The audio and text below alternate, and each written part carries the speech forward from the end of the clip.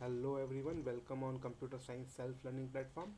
सो आज का जो टॉपिक है वो है रिटर्निंग आउटपुट फ्रॉम फंक्शंस। तो हमने फंक्शंस में ऑलरेडी देखा कि हम किस तरह से वैल्यूज़ को पास कर सकते हैं, कितनी तरह से पास कर सकते हैं, बहुत कुछ देखा। आज हम बात करने वाले हैं कि हम कैसे वैल्यू को रिसीव कर सकते हैं।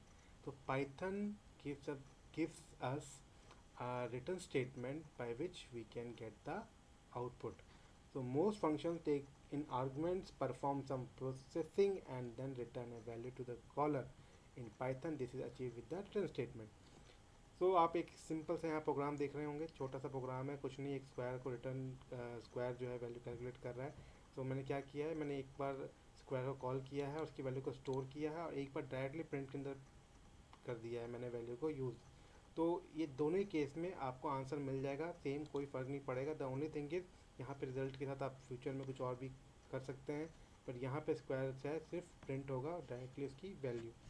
तो ये कैसे प्रिंट कर रहा है एक्चुअली में, इसके हमारे पास जो है एक रिटर्न स्टेटमेंट, जो रिटर्न स्टेटमेंट जो है मुझे इसका आउटपुट रिटर्न कर रहा है। ओके, एन स्क्वायर जो है वैल्यू रिटर्न हो रही है मुझे, और वो रिटर्न होकर के रिजल्ट में स्टोर हो रही है, और वो रिटर्न वैल्यू जो है रिजल्ट की जो वैल्यू है मैं प्रिंट कर दे रहा हूँ, और यहाँ पे वो काम मैं डायरेक्टली कर दे रहा हूँ। बस इतना ही। तो ये बहुत बेसिक सा प्रोग्राम है जो कि हम यूज़ भी कर रहे थे अभी तक।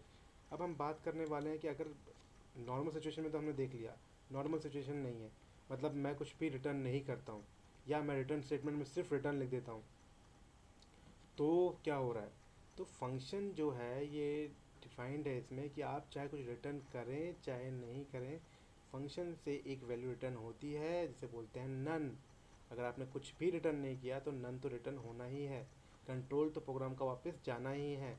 तो कंट्रोल जब जाएगा तो कुछ ना कुछ रिटर्न करेगा ही करेगा, और अगर आपने कुछ भी रिटर्न नहीं किया है by writing return and some object name, तो वो अपने आप एक नन वैल्यू जो है वो रिटर्न कर देगा।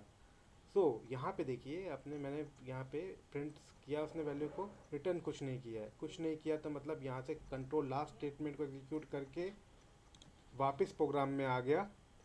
ओके, और उसने प्रोग्राम को में वैल्यू को ले करके रिजल्ट में, और रिजल्ट की वैल्यू को प्रिंट कर दिया।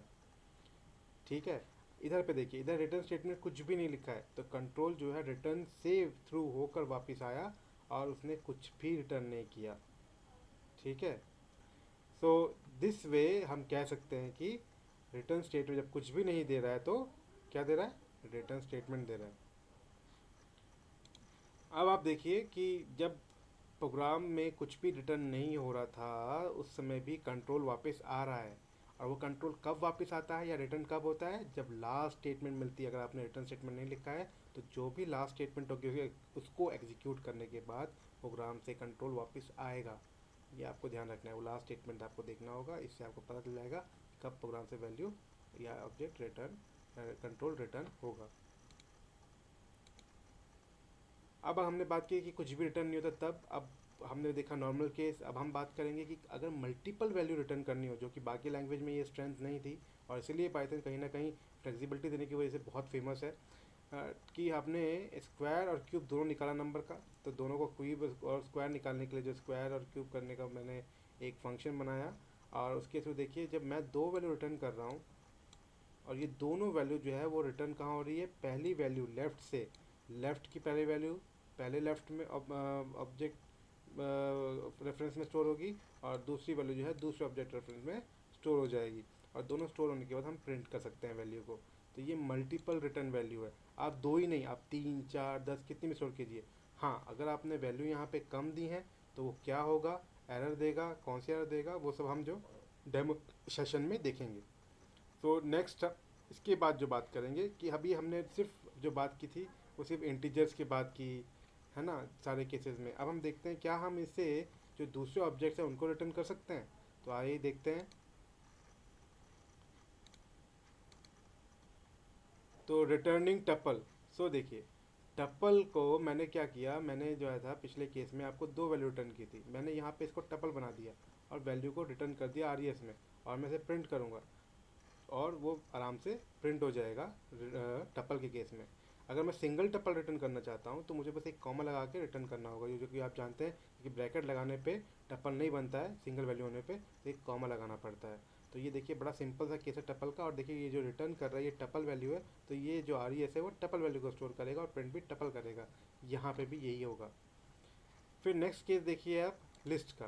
तो लिस्ट में भी आप देखिए कि मैंने स्क्वायर फंक्शन लिया है, स्क्वायर और क्यू फंक्शन, उसको मैंने दोनों को साथ में रिजल्ट को कर दिया और उनको एक लिस्ट बना करके स्टोर करके वापस कर दिया। इधर पे मैंने फंक्शन में ज़रा सा चेंजेस किया है, मैंने डायरेक्टली लिस्ट नहीं पास किया है। मैंने क्या किया, लिस्ट को पहले एक बना करके लिस्ट नाम से उसमें वैल्यूज़ को अपेंड किया एंड देन मैंने लिस्ट को पास किया है। तो मतलब बस दोनों हैं सेम ही, सिर्फ लिखने का तरीका थोड़ा सा डिफरेंट है, क्योंकि लिस्ट में हम चेंजेस कर सकते हैं, तो मैंने इस तरह से लिख के इसको किया है। देन आप स्ट्रिंग की बात करेंगे तो स्ट्रिंग में भी आप देखिए मैंने यहाँ पे ये पूरे इसको स्ट्रिंग बना दिया है, ये फुल स्ट्रिंग है। ओके, अब इस पूरी स्ट्रिंग को मैं जो है रिटर्न कर दूंगा। ठीक है, इधर पे आप देखिए तो मैं इधर भी जो है इसको रिटर्न कर रहा हूँ, लेकिन यहाँ पे मैं डायरेक्टली स्ट्रिंग रिटर्न कर रहा हूँ, स्ट्रिंग को स्टोर करके रिटर्न नहीं कर रहा हूँ। ओके, तो ये भी पॉसिबल है, यानी कि स्ट्रिंग भी रिटर्न हो सकती है। तो मैं कॉल करूँगा और वो उसके हिसाब से उनको रिटर्न वैल्यू कर देगा। हमने इसका यूज़ पहले भी देखा हुआ है। डिक्शनरी, तो डिक्शनरी भी हम रिटर्न कर सकते हैं। डिक्शनरी देखिए मैंने क्रिएट की है और उसके बाद जो है मैंने स्टोर करने के बाद डिक्शनरी के अंदर वैल्यूज़ रिटर्न किया है, तो एक डिक्शनरी रिटर्न हुई है और RES में स्टोर हो गई है, और जब मैं उसको प्रिंट करूँगा तो एक डिक्शनरी प्रिंट होगी।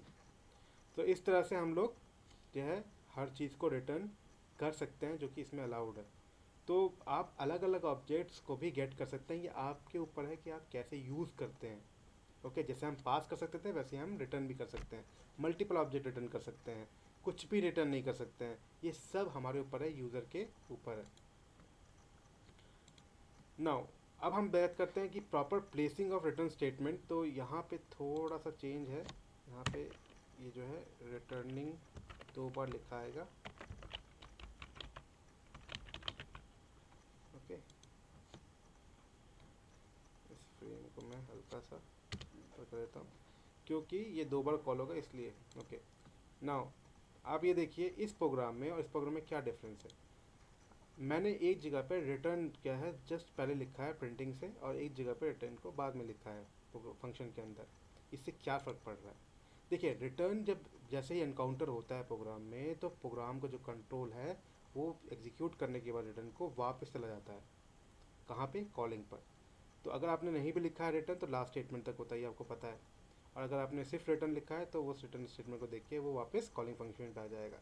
इस केस में रिटर्न से जब एग्जीक्यूट हुआ और एन स्क्वायर कैलकुलेट हो गया, तो वो रिटर्न वापस आया प्रोग्राम पे स्क्वायर वाले पे, और उसने वैल्यू को रिटर्न करके यहाँ पे प्रिंट कर दिया, RES में स्टोर कर दिया, और फिर मैंने RES को प्रिंट कर लिया सेम स्क्वायर के केस में। तो ये जो स्टेटमेंट है रिटर्न, क्योंकि पहले एनकाउंटर हो गया तो इस स्टेटमेंट तक कभी कंट्रोल पहुँचेगा ही नहीं, इसीलिए इसमें इस केस में आंसर आया 4 और 16। और इस केस में क्योंकि प्रिंट पहले हो गया तो रिटर्न करने के बाद वैल्यू प्रिंट हुई और फिर दोबारा कॉल हुआ है, देखिए दोबारा रिटर्न होकर फिर कॉल हुआ फिर प्रिंट हुआ, लेकिन रिटर्न बाद में होने की वजह से कंट्रोल में जो है प्रिंट कर दिया वैल्यू को, और फिर कंट्रोल जो रिटर्न हुआ। तो हमें ये बहुत बारीकी से ध्यान रखना है कि रिटर्न के बाद कुछ भी जो है वर्क नहीं करेगा फंक्शन के अंदर। अगर आप मल्टीपल रिटर्न यूज़ करना चाहते हैं तो आप कंडीशंस में यूज़ कर सकते हैं, जैसे इफ़ और एल्स के साथ यूज़ कर सकते हैं, तो रिटर्न एक ही एग्जीक्यूट होगा, इसलिए वहाँ पे लिखने में कोई दिक्कत नहीं है।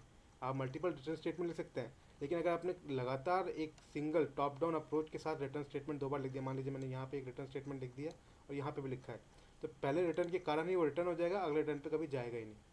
कोई भी स्टेटमेंट आपने कुछ भी लिखा हुआ उसके बाद रिटर्न होने के बाद अगले स्टेटमेंट को एग्जीक्यूट नहीं करेगा। तो ये आपको और ध्यान रखना है लिखते हुए कि कभी भी रिटर्न लिखने के बाद कोई और स्टेटमेंट एग्जीक्यूट नहीं होगी, तो उस हिसाब से ही प्रोग्राम को लिखना है।